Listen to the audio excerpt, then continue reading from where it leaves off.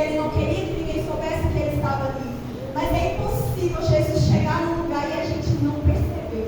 É impossível Jesus chegar num lugar e a gente ficar do jeito que está, porque a presença dele é envolvente, a presença dele é amável, a presença dele mexe com a gente. É impossível chegar num lugar como este culto aqui hoje e não derramar uma lágrima na presença dele, não glorificar o nome dele. Se você entra por aquelas portas e não sente a presença de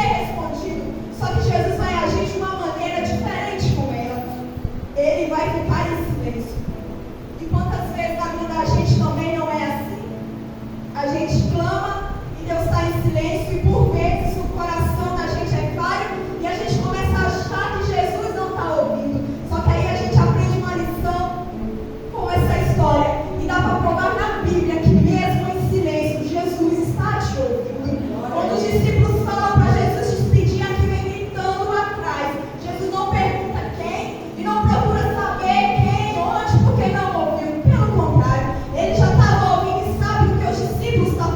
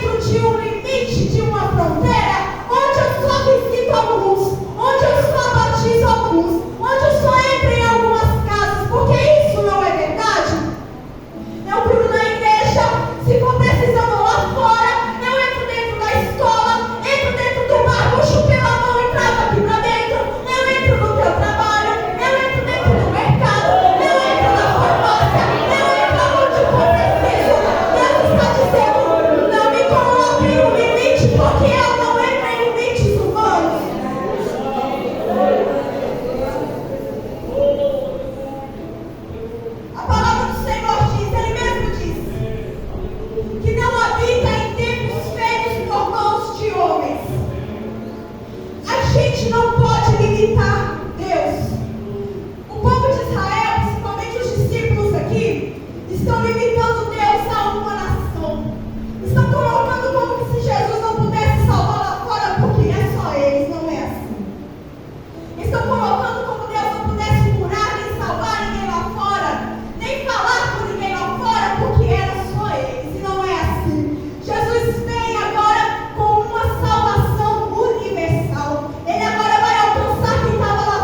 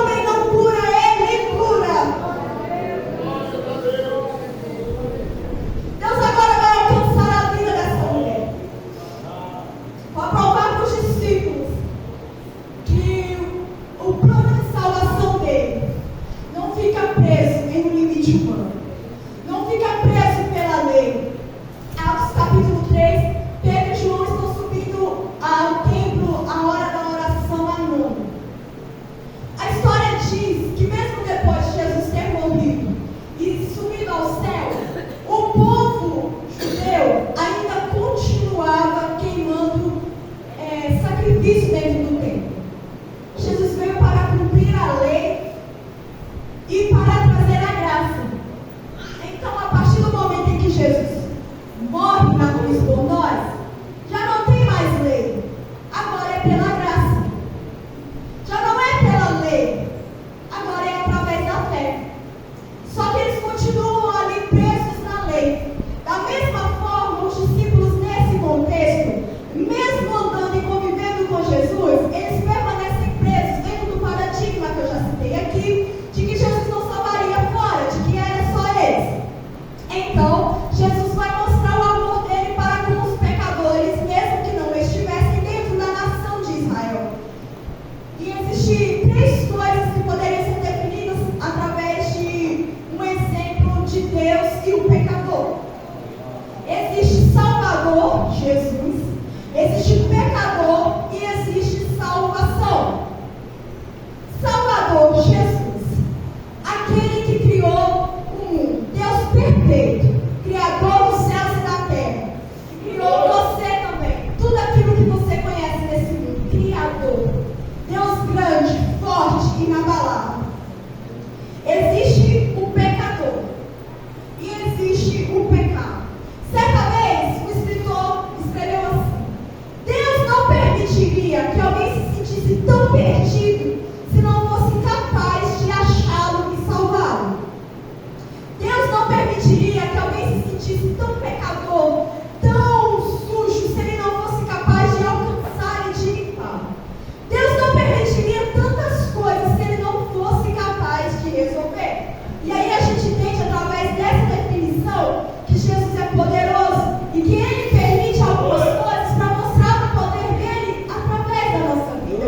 Deus permite a situação na vida dessa mulher e quem sabe quantas madrugadas ela passou chorando, agoniada, sem saber o que fazer e talvez questionando o porquê daquela situação. Mas essa situação leva ela direto aos pés de Jesus. Essa situação leva ela a ter um encontro com Jesus.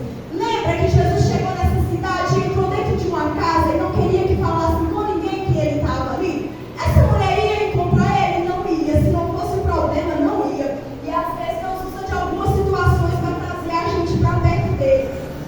Algumas situações que vão levar a gente a orar mais, que vai fazer a gente lembrar como é consagrar ao Senhor, que vai fazer a gente lembrar de ler a Bíblia, porque Deus não é um pai ruim, não é um pai mau, mas ele não suporta ver a gente caminhando para fora e ele nos perdendo. Então, o que ele vai permitir? Alguma situação para nos trazer para perto. É por isso que às vezes Deus se cala, só para a gente chamar ele. É por isso que às vezes ele permite alguma coisa para a gente voltar a orar, porque a gente às vezes é falho.